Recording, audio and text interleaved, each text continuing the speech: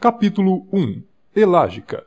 Neste artigo, discutiremos como vírus, bactérias, fungos e parasitas afetam a saúde humana e o que podemos fazer para nos proteger deles. Todo este projeto foi realmente inspirado por uma ligação telefônica que recebi da minha esposa quando ela estava visitando seus pais a milhares de quilômetros. Ela me disse que nosso filho mais velho de repente havia adoecido e estava com febre alta, dor de garganta e glândulas inchadas. Ela ainda perguntou se havia alguma coisa que pudesse obter nas lojas de produtos e alimentos naturais, já que não gostamos de dar antibióticos à nossa família, exceto como último recurso. Eu disse que, por minha experiência, em se tratando de lojas de produtos ou alimentos naturais, não havia nada que realmente funcionasse bem para aniquilar vírus ou bactérias. Havia uma grande quantidade de produtos que aumentam a força da resposta imune à infecção, mas nada que atacasse diretamente as infecções. Digo, nada que atacasse especificamente as infecções. Bem, então por que não começar com algo que aumente a força de seu sistema imunológico? Ela me perguntou. Nosso filho tinha um bom sistema imunológico, e deste modo era garantido que a presença de qualquer infecção iria certamente estimular uma resposta imune muito mais poderosa. Usar extratos de ervas para aumentar a atividade de seu sistema imunológico não resultaria em nada, já que o estado de alerta do sistema já produzia anticorpos, células naturalmente destruidoras, células brancas do sangue e todos os agentes imunes que eram necessários para combater qualquer infecção que ele viesse a ter. Minha esposa estava perplexa. Expliquei que todos os produtos para o sistema imunológico e constipações que você encontra nas prateleiras das lojas de produtos e alimentos naturais eram benéficos para as pessoas com sistema imunológico inicialmente enfraquecido. O nosso filho precisava era de algo que atacasse diretamente a infecção, não um estimulante imunológico. Se fosse um vírus, iríamos simplesmente deixá-lo desenvolver seu curso. E se fosse uma bactéria, teríamos de decidir se daríamos ou não antibióticos a ele. Bem, nosso filho finalmente não estava ameaçado pela infecção, mas a experiência me tornou determinado a criar um amplo espectro antimicrobiano. Eu queria algo que iria funcionar independentemente do tipo de infecção. Eu queria criar a proverbial, única coisa que você levaria para uma ilha deserta com você. Especificamente, eu queria algo que fosse direcionado às infecções, e não apenas um estimulante de um sistema imunológico já estimulado. Como se poderia fabricar um produto assim? Há literalmente milhares de diferentes tipos de bactérias e vírus que levam as pessoas a ficarem doentes e cada um deles precisa ser tratado singularmente. Cada um endereçado a um tipo diferente de infecção. Imaginei uma mistura de centenas de ervas exóticas colhidas ao redor do mundo inteiro. Felizmente, a resposta foi muito mais fácil do que eu pensava. Acontece que há um único ingrediente com a capacidade de atacar diretamente quase toda a infecção conhecida pelo homem, e que se encontra no mais improvável dos lugares: a framboesa simples. Vamos falar mais sobre o que este ingrediente é e como funciona, mas primeiro, vamos começar com uma pequena lição de história biológica. Atualmente, aceita-se que o homem está firmemente no topo da cadeia alimentar. A menos que nós vaguemos pela selva africana para sermos confrontados com um leão, ou nademos no meio do Atlântico para estarmos cara a cara com um grande tubarão branco, não temos medo de nenhum animal. Mesmo nestes casos, temos tecnologia para nos mantermos seguros. Nós temos armas para atirar em leões e gaiolas de aço que nos protegem de tubarões comedores de homens. Esta invulnerabilidade a outras formas de vida, no entanto, é uma ilusão.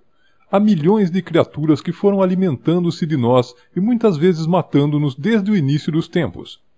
Logicamente não estou me referindo a grandes e temíveis bestas com garras e dentes afiados, mas às mais ínfimas das criaturas de Deus. Estou falando de vírus, bactérias, fungos e parasitas. Ao longo da história humana, nós estivemos em guerra com esses micróbios infecciosos. Eles nos têm colonizado. Vivem em nossa pele, nossos pulmões, nosso intestino e nossos órgãos internos. Nossos corpos tornaram-se suas casas e sua fonte de alimento. O homem dos primórdios não poderia atacar essas criaturas minúsculas da mesma maneira que ele poderia atacar um tigre ou uma matilha de cães selvagens. Novas estratégias tinham de ser elaboradas. A descoberta do fogo e o subsequente cozimento dos alimentos foi nosso primeiro avanço tecnológico e a grande vitória na nossa guerra contra micróbios. Parasitas e bactérias foram incapazes de sobreviver às altas temperaturas de nosso fogo de cozimento, e assim nós nos tornamos um pouco protegidos contra infecções parasitárias do intestino e bactérias como o E. coli. O próximo avanço foi a observação de que comer determinados vegetais pode ajudar o corpo a livrar-se de certas infecções.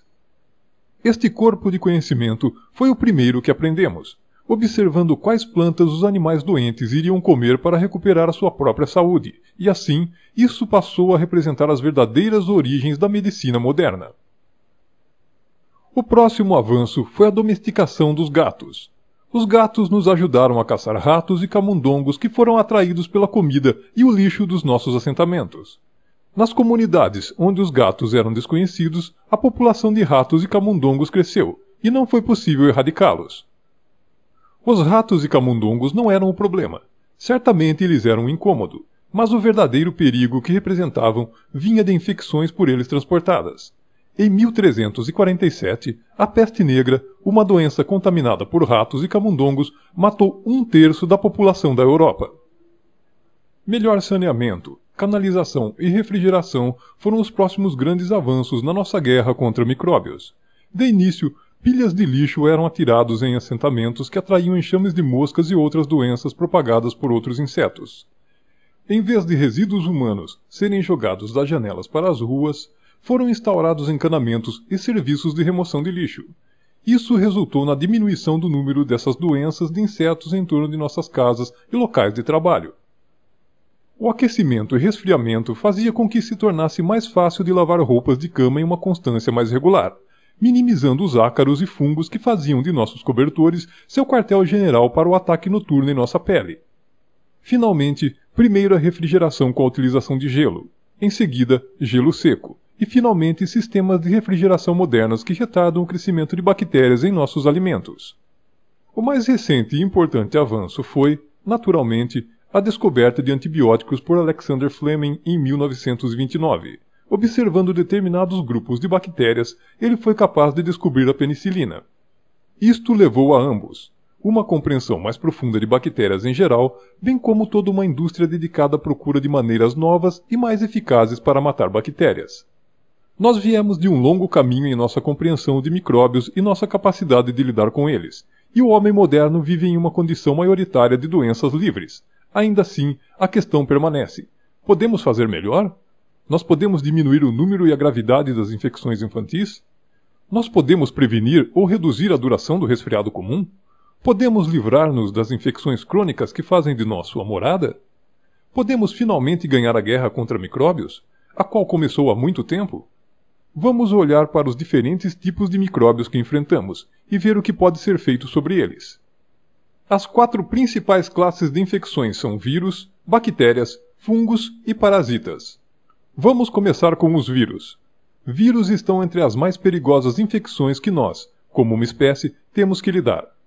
Ao contrário de outros micróbios que normalmente são espalhados por vermes ou insetos, vírus podem ser espalhados diretamente de humano para humano, através de um espirro ou tosse. A varíola matou cerca de 500 milhões de pessoas no século passado e a gripe, outros 100 milhões no foco de 1918. Agora, com a superpopulação em cidades onde as pessoas estão muito perto e tendo em conta a facilidade de viagens internacionais, uma pandemia viral em destaque seria muito pior. De acordo com os Centros de Controle de Doenças, se outra grande pandemia de gripe ocorresse hoje, a estimativa de mortos seria de 1 bilhão. Enquanto os pesquisadores furiosamente estão desenvolvendo medicamentos antivirais, uma medicação antiviral verdadeiramente eficaz e de amplo espectro ainda não está ao alcance. Ainda assim, nós não precisamos de um olhar apocalíptico para ver os efeitos do vírus. Os vírus hoje são muito subestimados como causa de doença crônica. Não é apenas pelo fato de milhões de pessoas atualmente sofrerem de infecções virais, como hepatite C, AIDS e herpes, que afetam, nas ruas, os homens e mulheres comuns. Todos, sem exceção, estão infectados com o vírus Epstein-Barr, citomegalovírus e herpes. A maioria das